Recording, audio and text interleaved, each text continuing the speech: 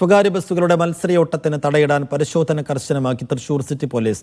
ചൊവ്വൂരിൽ bus സ്റ്റോപ്പിനകത്തേക്ക് bus ഇടിച്ചു കയറിയ സംഭവത്തെ തുടർന്നാണ് നടപടി. ഇന്നു മുതൽ 5 ദിവസത്തേക്കാണ് പ്രത്യേക പരിശോധന.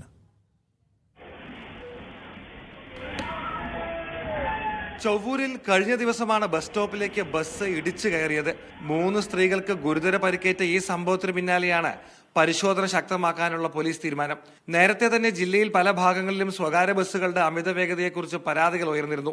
കഴിഞ്ഞയാഴ്ച പോലീസ് നടത്തിയ പരിശോധനയിൽ 2 ഡ്രൈവർമാർ ജോലിക്കിടെ മദ്യപിച്ചത് കണ്ടെത്തിയിരുന്നു. എൻഫോഴ്സ്മെന്റിന്റെ ഭാഗമായിട്ടുള്ള ഡ്രൈവ് അടുത്ത 5 ദിവസം ഈ 2 വിഷയത്തിൽ ഫോക്കസ് ചെയ്തുകൊണ്ട്, അത് ഹെൽമെറ്റ്, 2 വീലേഴ്സിലുള്ള ഹെൽമെറ്റും അതുപോലെ തന്നെ heavy vehicles, private and government ബസ്സസിലുണ്ട്. ഡ്രങ്കൻ ഡ്രൈവേഴ്സിനും പിടികൂടുന്നുണ്ട്. അതല്ലാതെ ബസ്സുകളിൽ ഓവർ സ്പീഡിൽ പോകുന്ന ബസ്സുകൾ പിടികൂടുന്നുണ്ട്. ഇതൊരു കണ്ടിന്യൂസ് എഫേർട്സ് ആണ്. ബസ്സുകളിൽ മാത്രമല്ല, ഇരുചക്ര വാഹനങ്ങളിലും പരിശോധന കർശനമാക്കും.